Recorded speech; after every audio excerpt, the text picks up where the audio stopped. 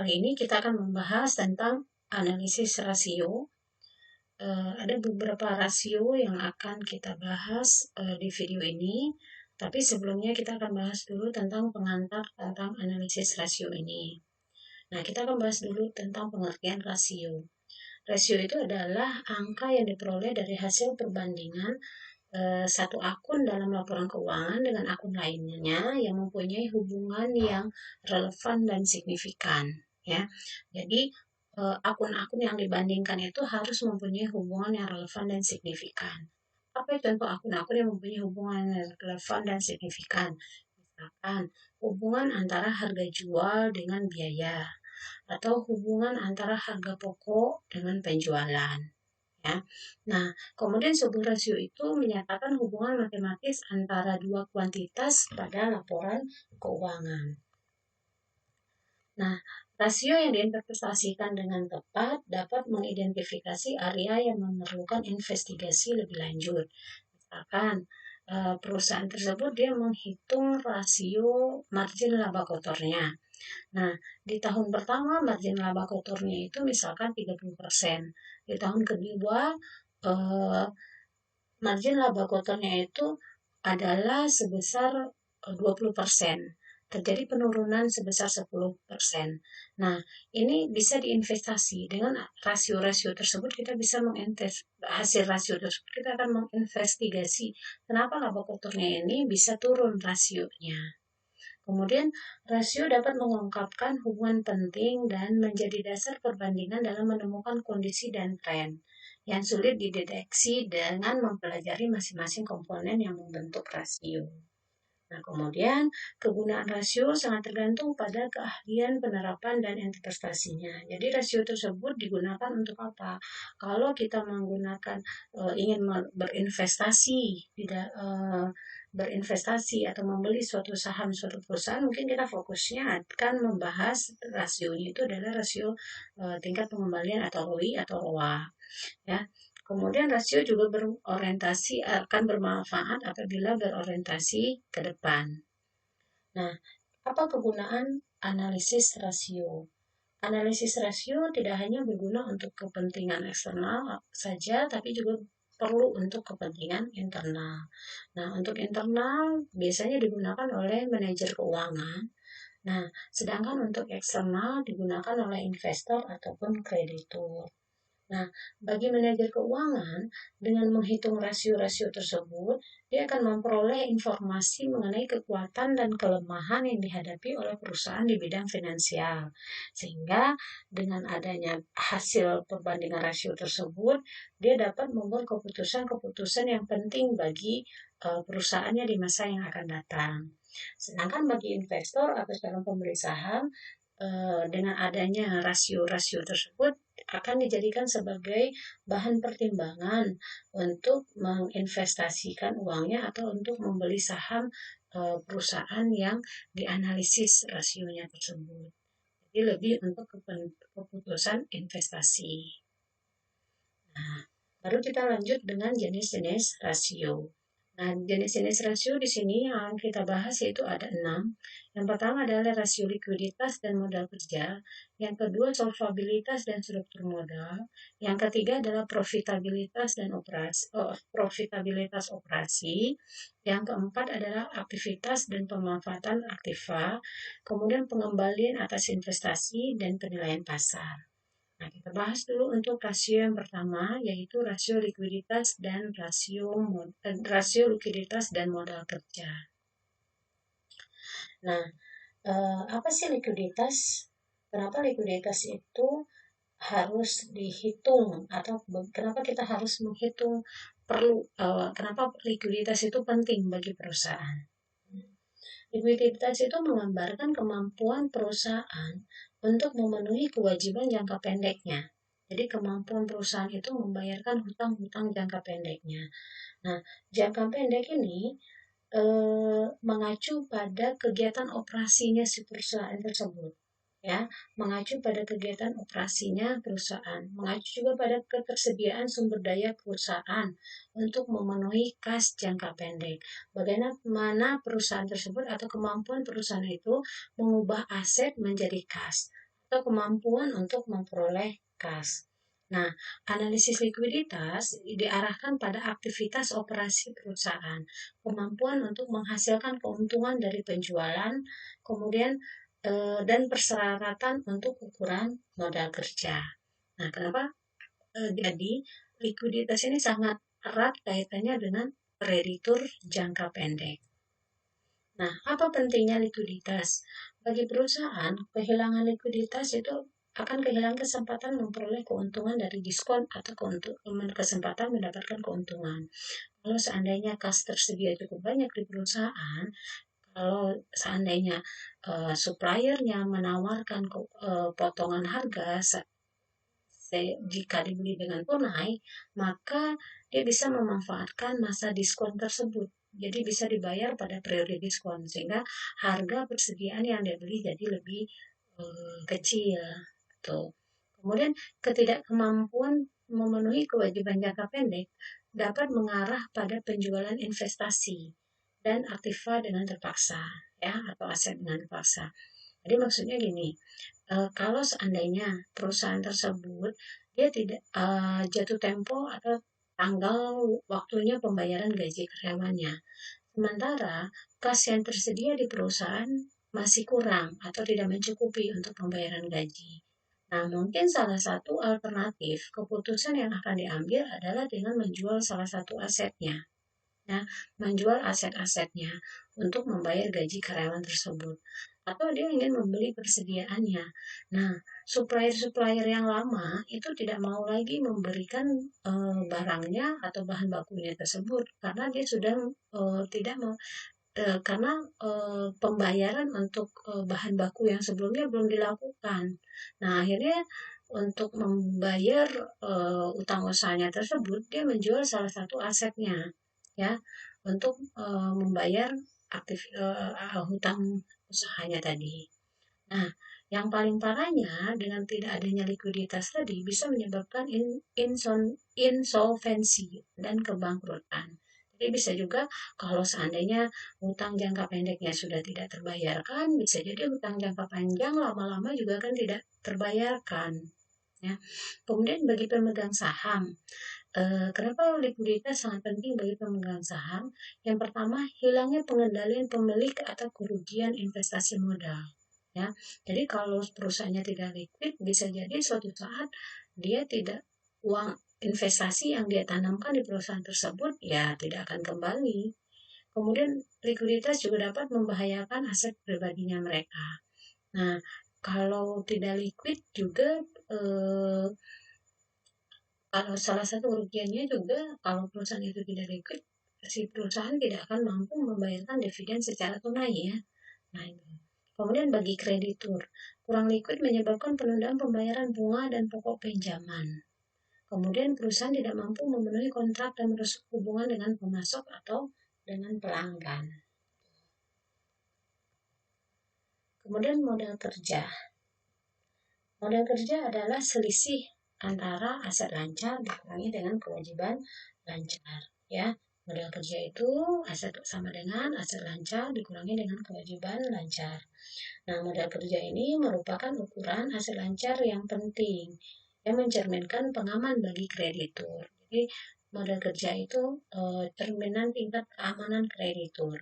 Makin besar angka modal kerja, berarti makin tinggi proteksi dari kreditur jangka pendek, ya, dan semakin besar kepastian bahwa utang jangka pendeknya akan dilunasi tepat waktu.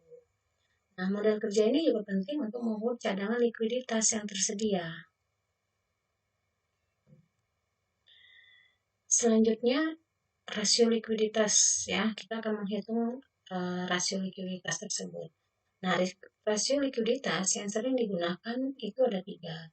Ada current ratio, ada quick ratio, ada cash ratio. Nah, kita akan hitung. Nah, untuk menghitung rasio-rasio ini, kita akan menggunakan kasus perusahaan ya, itu adalah PT Ramayana Terbuka. Jadi kita akan menganalisis laporan keuangan PT Ramayana Tbk. Yang pertama kita akan bahas dulu tentang current ratio. Nah, current ratio itu rumusnya adalah current asset dibagi dengan current liability. Rasio ini mengukur sampai seberapa jauh atau seberapa cukup aset lancar perusahaan mampu melunasi kewajiban jangka pendek yang jatuh tempo. Jadi, cukup tidak lancarnya tersebut untuk membayar kewajiban lancarnya atau kewajiban jangka pendek. Nah, current rasio ini standarnya biasanya adalah 2 kali atau 200%. Ya, tuh, rasio yang rendah mencerminkan ketidakmampuan perusahaan melunasi tagihan-tagihannya secepat mungkin. Nah, kedua adalah quick ratio. Nah, kalau current rasio tadi itu dari seluruhan nilai aset lancar, maka kalau quick ratio ini adalah yang diperhitungkan adalah aset-aset yang sudah lebih dekat ke kas, ya. Jadi dia tidak lagi memperhitungkan persediaan dan akun-akun yang penyajiannya di bawah persediaan. Karena akun persediaan itu lama untuk menjadikan kas, ya. Untuk berubah menjadi kas persediaan itu membutuhkan waktu. Yang dimasukkan dalam komponen quick ratio ini hanya kas dan setara kas, kemudian surat-surat berharga dan piutang, ya, akun receivable. Nah, kemudian dibagi dengan current liability. Nah, rasio ini yang cukup amannya itu adalah sebesar 1 kali. Ketiga adalah cash ratio. Nah, ini lebih ekstrim lagi. Kalau cash ratio ini dia mencerminkan likuiditas itu hanya dari kasnya saja. Nah, rasio ini mencerminkan kemampuan perusahaan menyediakan uang tunai untuk menutupi seluruh utang jangka pendek. Nah, cash ratio ini rumusnya itu adalah kas dan setara kas, kemudian ditambahkan dengan marketable securities, kemudian dibagi dengan current liability. Nah, rasio yang tinggi itu juga tidak baik karena mencerminkan adanya idle cash. Jadi perusahaan itu dia bagaimana caranya dia harus mengatur berapa banyak kas yang tersedia di perusahaan. Kalau kasnya itu terlalu banyak, maka dia akan menjadi dana yang menganggur, tidak akan menghasilkan apa-apa. Tapi kalau terlalu sedikit kasnya, maka nanti juga tidak akan cukup untuk membayarkan utang jangka pendeknya, sehingga dia akan kesulitan likuiditas. Nah, bagaimana kalau perusahaan tersebut dia mempunyai dana, tapi dananya cukup banyak? Nah, supaya bisa lebih menghasilkan, supaya bisa menambahkan ke profitnya, lebih baik dana yang menganggur tersebut disimpan dalam bentuk surat-surat berharga jangka pendek, sehingga kapanpun dia membutuhkan dana untuk pembayaran kewajiban lancarnya, surat berharga tersebut bisa dijual atau dicairkan. Nah, terdapat trade-off antara likuiditas dan profitabilitas, di mana kalau seandainya likuiditasnya itu tinggi, maka di satu sisi profitabilitasnya itu akan rendah, ya. Nah, sehingga perusahaan yang tinggi likuiditasnya itu juga belum tentu dia akan bagus, belum tentu juga akan profit. Seperti kasus yang saya sebutkan barusan, misalkan ketika si perusahaan tersebut dia ingin perusahaannya itu liquid, sehingga dia menyimpan dana atau kas yang cukup banyak atau cukup besar di perusahaannya, supaya ketika ada pembayaran jangka pendek yang segera atau membutuhkan mendadak, dia mempunyai dana yang cukup atau dana yang tersedia di perusahaan. Tapi di sisi lain, dana yang ada disimpan tersebut, dia akan menjadi idle cash atau tidak menghasilkan apa-apa atau dana menganggur. Nah, kalau seandainya dana tersebut dia investasikan ke dalam surat berharga jangka pendek sehingga menghasilkan return, atau minimal dia depositokan sehingga menghasilkan bunga deposito, tapi dampaknya adalah sisi likuiditasnya jadi berkurang, ya. Jadi dia akan mendapatkan profitabilitas berupa pendapatan bunga dari deposito, tapi resikonya adalah likuiditasnya jadi kurang. Oke, kita lanjut ke soal kasusnya. Nah, di soal kasus ini kita akan membahas tentang laporan keuangan PT Ramayana Lestari Sentosa. Nah, kita akan bahas dulu tentang analisis likuiditasnya. Analisis likuiditas yang pertama kita bahas yaitu adalah analisis current ratio. Jadi di dalam analisis likuiditas ini kita akan membahas tentang aset lancar dan kewajiban lancar, ya. dan kewajiban jangka pendek. Nah, akan kita bahas satu-satu. Yang pertama itu adalah analisis current ratio. Nah, current ratio itu rumusnya current asset dibagi dengan current liability. Lihat tadi, current assetnya itu nilainya adalah 4.017.659. Ini laporan keuangannya dalam jutaan rupiah ya. Jadi di sini 4.017.659 kemudian dibagi dengan current liability. Current liability-nya di sini adalah 1135638 ya. Sehingga didapatnya di sini adalah 354 kali. Artinya di sini perusahaannya cukup liquid karena standar umumnya atau standar yang disukai oleh kreditur jangka pendek itu rasio likuiditas atau current ratio itu adalah dua kali ya. Nah di sini nilainya itu adalah 3,54 kali. Jadi current asetnya jauh lebih besar, 3,54 kali lebih besar dibandingkan dengan current liability. Kemudian selanjutnya adalah quick ratio. Quick ratio itu adalah kas dan setara kas, kemudian ditambah surat-surat berharga, ditambah dengan piutang, dibagi dengan current liability. Kita lihat kas dan setara kasnya di sini. Kas dan setara kas 220819, kemudian ditambah surat-surat berharganya ya 714.600 ditambah dengan piutang-piutangnya, kemudian investasi jangka pendeknya. Nah, cuma sampai investasi jangka pendek saja karena persediaan dan biaya-biaya di bawah yang lainnya ini tidak dimasukkan di dalam perhitungan quick ratio karena persediaan dan biaya-biaya beban dibayar di muka ataupun sewa dibayar di muka ini susah untuk di kapitalisasi menjadi kas, susah untuk menjadi kas, dicairkan menjadi kas, sehingga dalam perhitungan ini hanya sampai investasi jangka pendek ya. Nah, jadi kemudian dibagi dengan kewajiban lancar sehingga di sini hasilnya itu adalah 2,7. Jadi standarnya di slide-nya tadi dijelaskan bahwa standar untuk current atau standar untuk quick ratio ini adalah 1 kali. Nah, di sini kita lihat nilainya itu adalah 2,7 kali.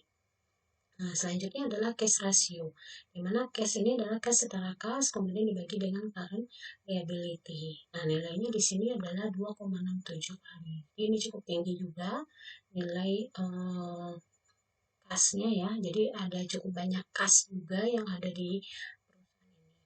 Sehingga secara garis besar kita bisa simpulkan bahwa pada tahun 2019 ini PT Ramayana Tbk ini berada dalam kondisi liquid. Jadi perusahaan ini mampu melunasi utang jangka pendeknya tepat waktu yang jatuh tempo. Kemudian tingkat keamanan dari kreditur jangka pendeknya ini tinggi.